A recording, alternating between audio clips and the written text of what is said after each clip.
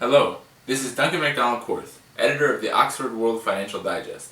I'm here as part of our weekly video recap series where OxWFD brings you the top stories of the week and then gives you its insights and opinion on them.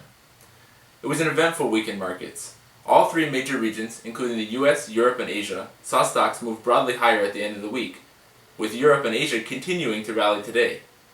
The boost was provided by weak US jobs data, which seemed to push back the Fed's rate liftoff date considerably. U.S. Treasury yields dropped on the news, and the 10-year is currently trading at under 2%. In terms of big news for the week, it was all about U.S. jobs data. After many months of strong job creation, September saw a sharp drop. Economists were forecasting that 201,000 new jobs would be created, but in reality the figure was just 142,000. Making matters worse, August's report was revised down to just 136,000 jobs created, with wage growth flat. The unemployment rate this month remained at 5.1%. Most now see October as very unlikely for a rate hike, and even December as being seriously drawn into question. Oil saw a flat week of trading, but there was a good bit of news concerning supply. It has been confirmed that U.S. oil output has dropped steadily over the last few months, but prices have stubbornly stayed in place, and oil is still lingering in the mid-$40 range. So what do we make of all this?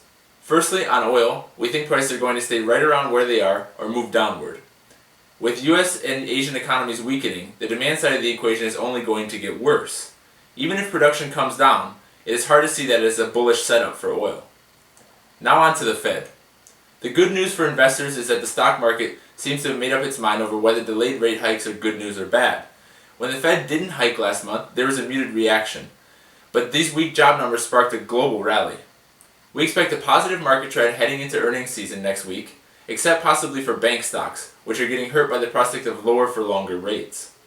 We think the Fed will definitely hold off this month, and as we have maintained for several months, will most likely not raise rates this year.